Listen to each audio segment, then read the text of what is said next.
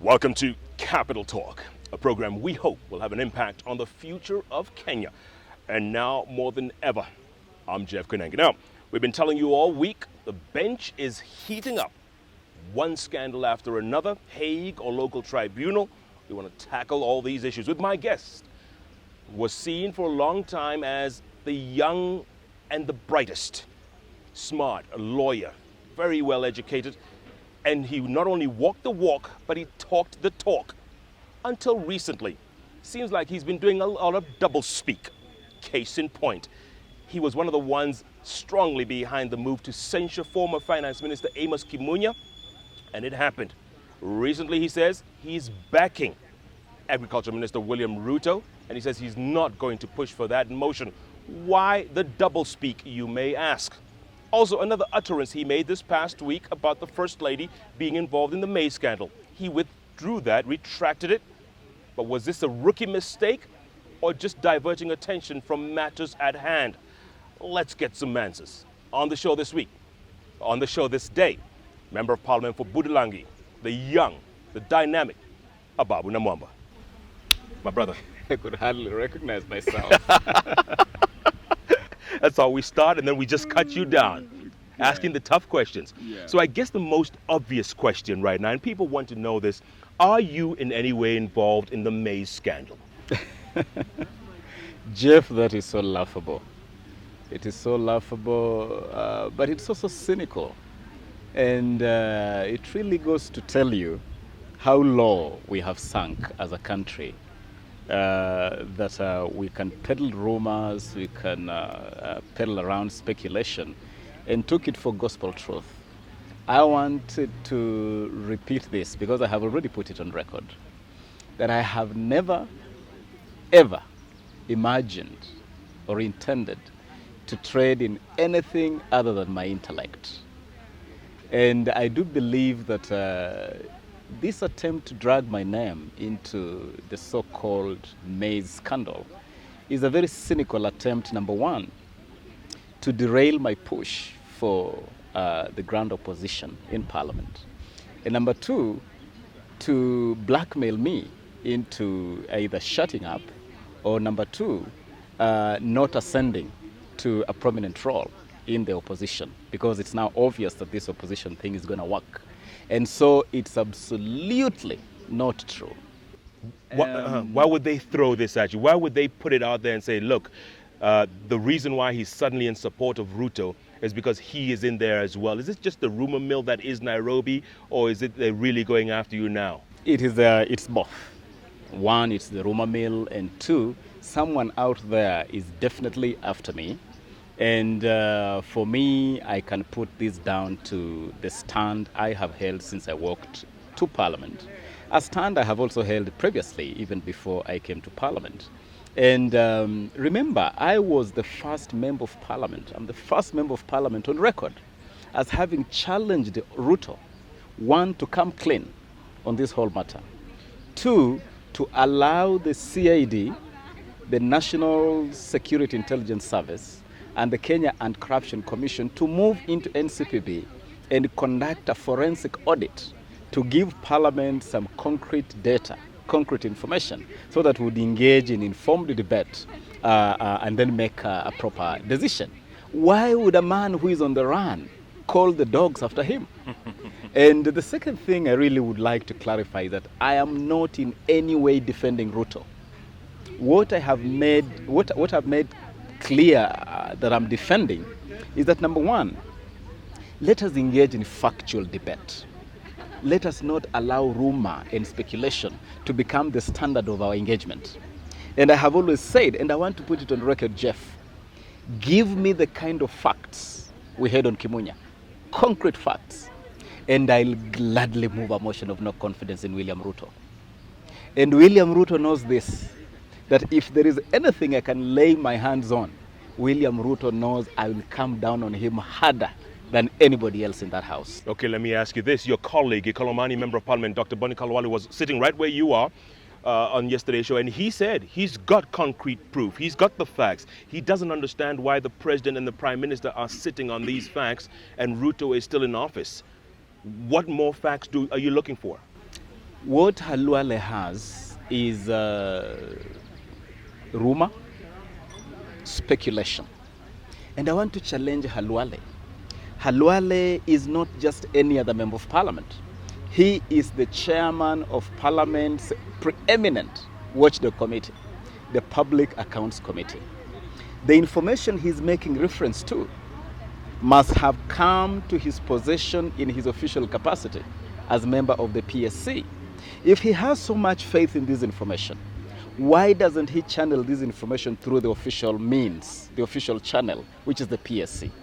Table this information in the Public Accounts Committee. Let the 11 members of the Public Accounts Committee sieve this information, authenticate it, then bring it to the floor of Parliament. That's what we did with Kimunya. Information came to us, we channeled it to the relevant House Committee. The relevant House Committee authenticated the information. They passed it on to members of Parliament. Then we took on Kimunya on the basis of authentic information. Why is Halwale scared of putting this information to the test of the Public Accounts Committee? Remember also that members of the Public Accounts Committee have disowned him and his information on the floor of Parliament, something unprecedented. When he stood up to purport to speak for the Public Accounts Committee, and one member stood up and said, no, that is not our position, because we have not discussed this matter in the PSC.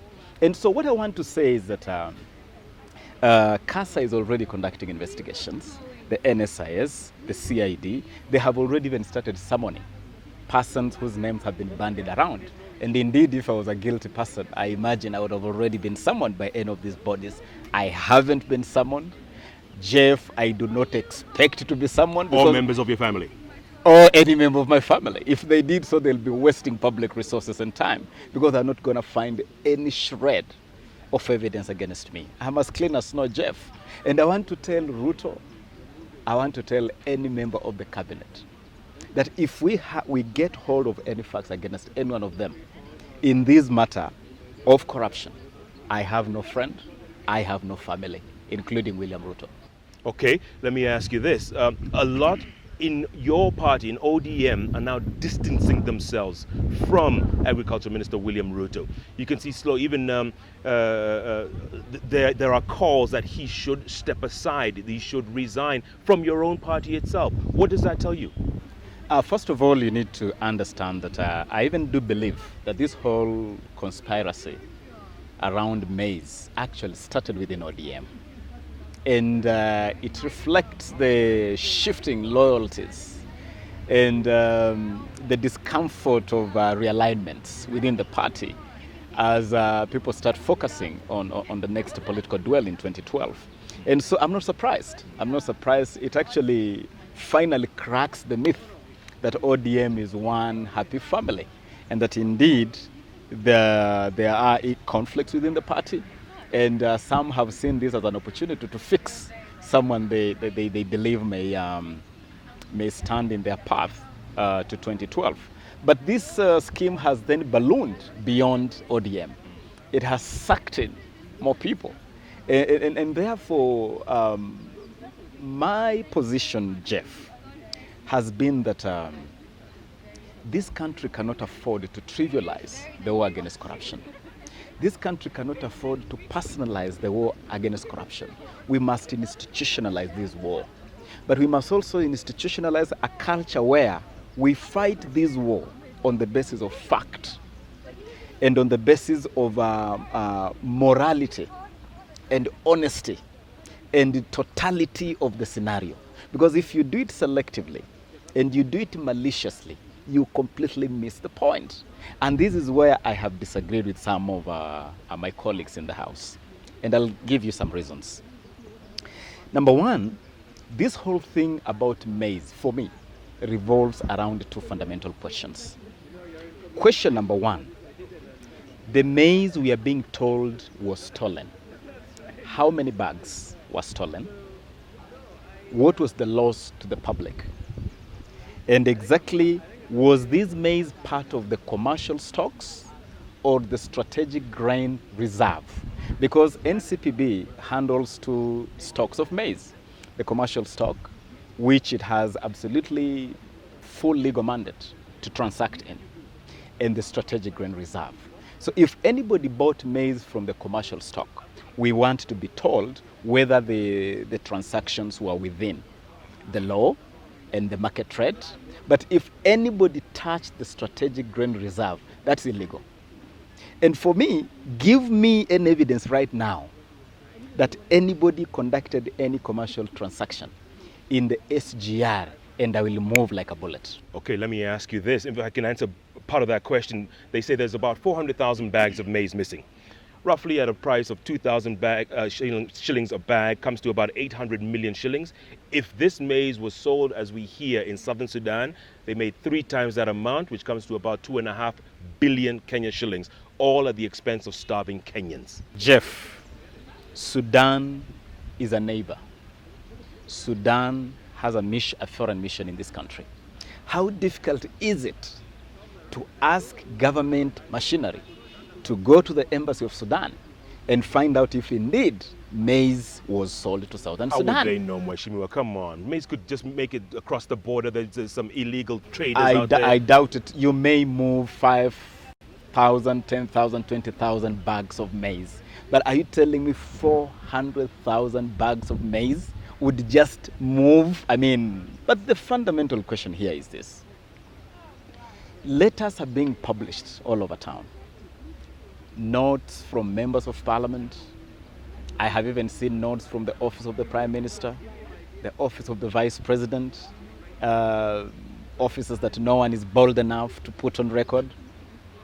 And the question one must ask, did these people use their offices to unduly influence the maize transactions? Now, for me, when you go that direction, you're now speaking sense. One, you have authentic letters published on letterheads, signed by the respective members of parliament and other high-ranking government officials, openly soliciting. Of course, we know that solicitation with the intent to unduly influence is in itself corruption. And so, why don't we first of all zero on this evidence we have? Zero in on this evidence we have. You're saying the evidence is there? It has been published. And it goes all the way to the top? It's available, it goes all the way to the top. And so, the angle we must take, and I intend to take this angle with Ruto, is that number one, what did he know about these letters and these notes? And number two, did he allow these letters and notes to influence the transactions in maize? And if he's found culpable, then for all intents and purposes, he must step aside. But we are not going to say step aside because Kimunya stepped aside, so you too must step aside. Then we completely lose the war because we then start running on the rumor mill. The other issue that you need to determine, Jeff, when this whole debate started, William Ruto tabled in Parliament a list of about 600 companies that had bought maize from National Cereals and Produce Board stores in the last 1 year. I took the trouble to go to the registrar, to the registry of companies, and unveil the directors behind these companies. I have a sheaf of papers from the registry. And among those companies is this company that raised storm, Jinga Lily 1968 Limited. Is this the one associated with the First Lady? Not just associated, the First Lady is one of the 2 directors in that company. And they have admitted it. The First Family has published paid up ads in the press, admitting that indeed Jinga Lily is their company, is their farm, and the First Lady is indeed a director in this company. Now, those who are claiming that Ababu brought fake documents to Parliament, I have this simple question to you. One, did this company appear on the list submitted to Parliament by the minister? The answer is yes. Has the First Family admitted this is their company? The answer is yes. So what is fake? The company bought maize, and the First Family admits it's their company. When I came back to Parliament the following day to give a personal statement to clarify this matter, again, the media, Jeff, you guys in the media are amazing. You run away and misleadingly indicate that Ababu has retracted, that Ababu has apologized to the First Lady. let me put it on record.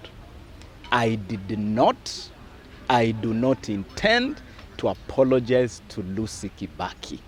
What I did in Parliament was to clarify that even though Ginga Lily Limited, in which Lucy is a director, is on the list of companies that bought Maize, and even though I have confirmed from the registry of companies that indeed Lucy Kibaki is a director in this company, I have no evidence to indicate that this company, having bought Maize from the NCPB, committed any illegality or irregularity in any manner. That was my clarification.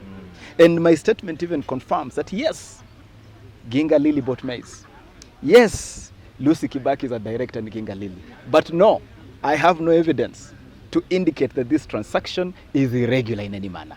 Mheshimiwa, that's really, thank you for clarifying that. It's getting very hot on the bench. I want to talk more about that. Don't go, I like that point. Let's keep that. But first we'll take a break. Okay. I told you it was getting hot on the bench. My guest today, first-time MP from Budalangi. He is known as one of the young Turks, and he's going after everybody. He's not letting anyone down, and he's not retracting a statement he made last week. All this happens only right here on the bench. You can't get it anywhere else. And we're just getting warmed up. Don't go away. We are back in a moment.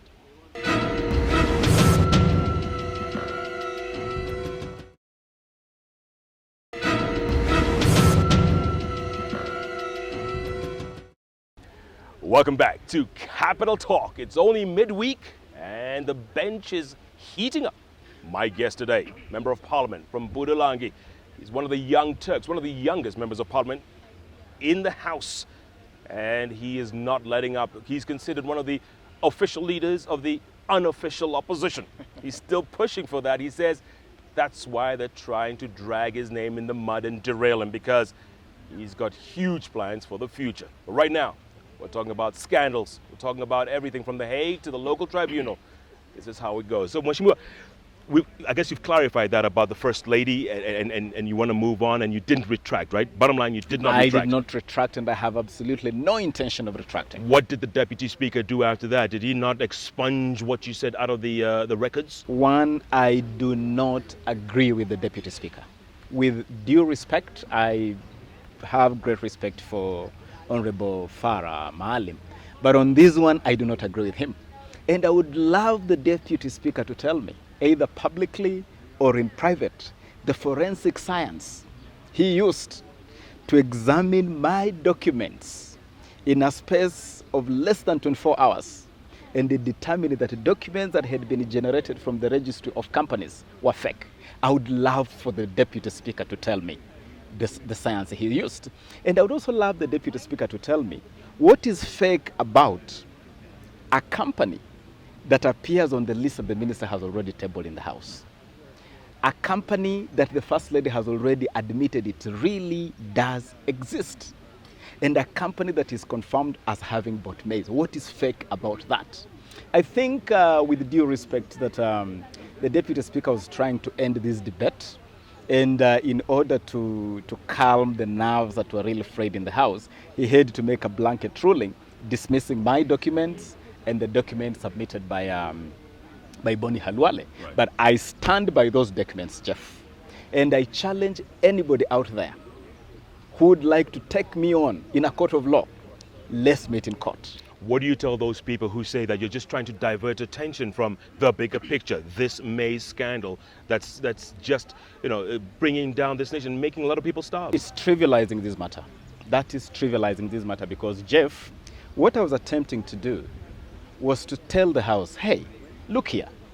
Halwale has mentioned one Jackson Kibor.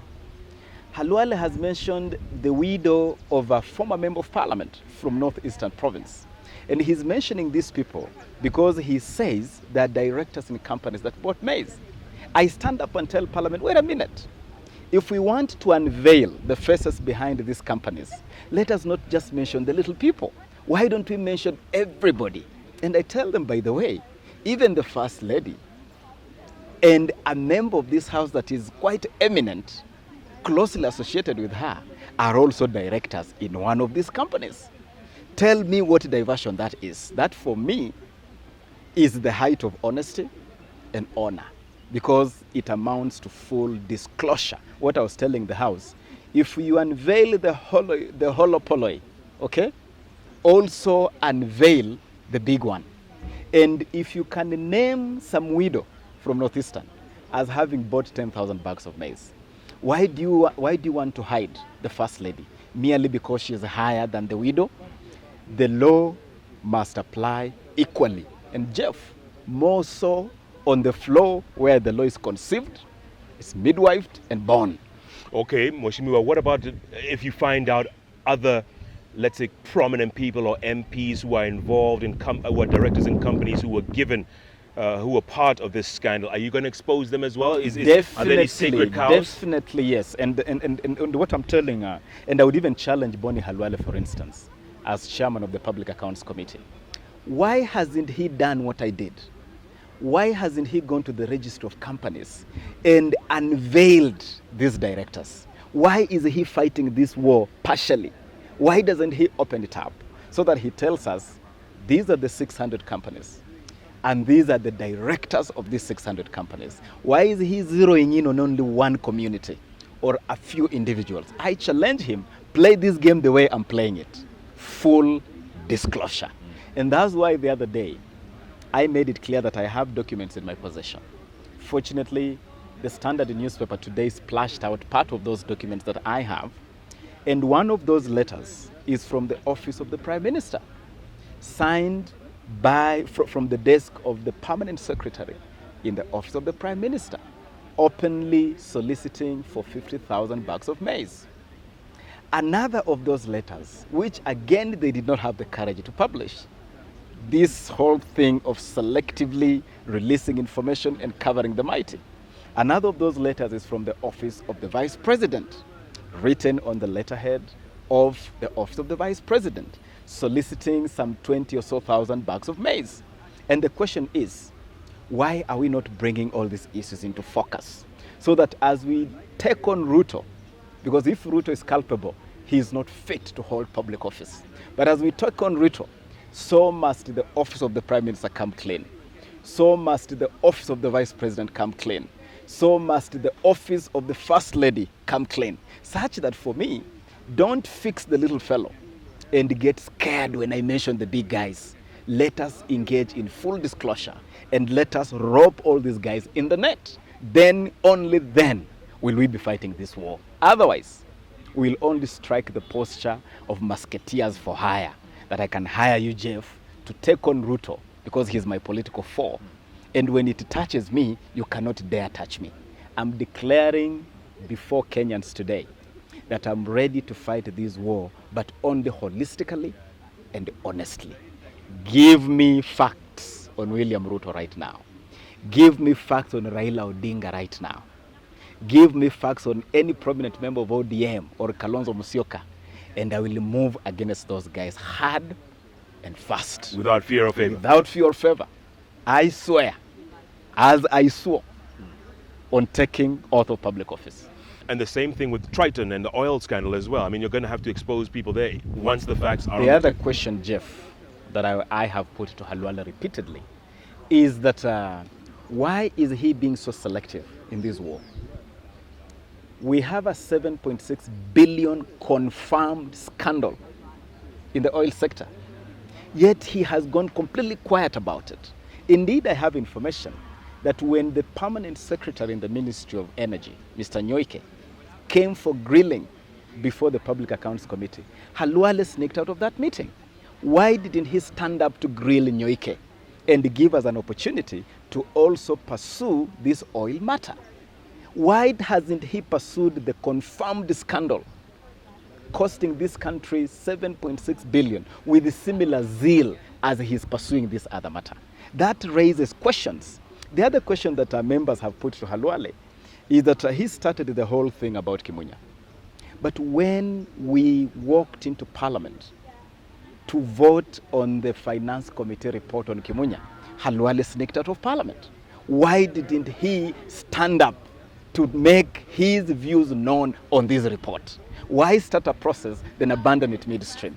So his conduct raises some concerns as to exactly Is he truly a warrior against corruption, or is he a hired musketeer to target specific people while sanitizing other people?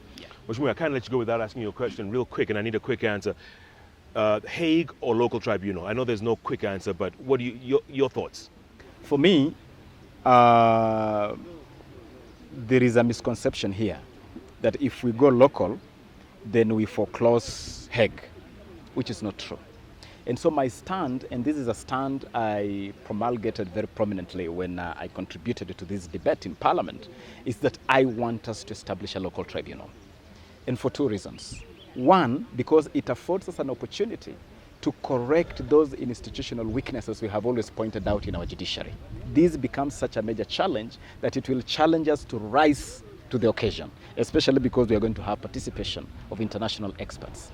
But number two, it also gives us a platform to act, because I have studied The Hague, Jeff. I know exactly the procedures of the ICC. And it's not a given that if we do not act now, The Hague will move in tomorrow. The Hague has never acted in Sudan. The Hague has not acted in Somalia. The Hague has not acted in Western Congo, in Eastern Congo. The Hague has not acted in Northern Uganda. What gives you the confidence that The Hague will act here instantly? Yet, if we act locally and show signs that we may want to shortchange the course of justice, nothing stops The Hague from moving in nonetheless. So this can be win-win. We can establish a local tribunal. If it works, we go that route. If anyone attempts to use that local tribunal to subvert the course of justice, The Hague can move in. So why do you want to block this local process with this obsession of going to The Hague, yet there is no guarantee that The Hague will actually act? So my position is clear. Local. Let us act local, but leave the window open for The Hague to move in if anyone attempts monkey business. You think you'll get a two-thirds majority? I am doubtful. I'm doubtful because I think the House is so poisoned. I do believe that even the Minister for Justice herself may not really be keen on the local process, because again, this process has been poisoned by the politics of succession. And so there are those who believe, send people to Hague and you get some one or two rivals out of your way.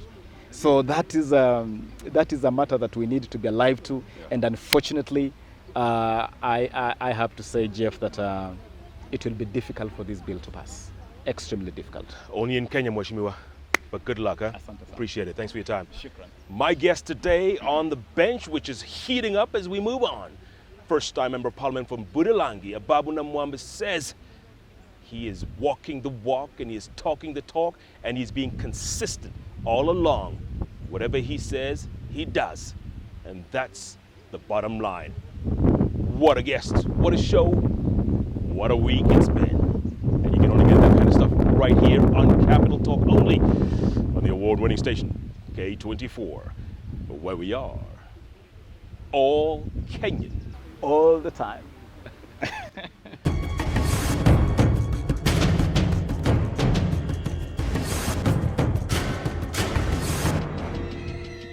Capital Talk is recorded at the Fairview Hotel, the country hotel in town.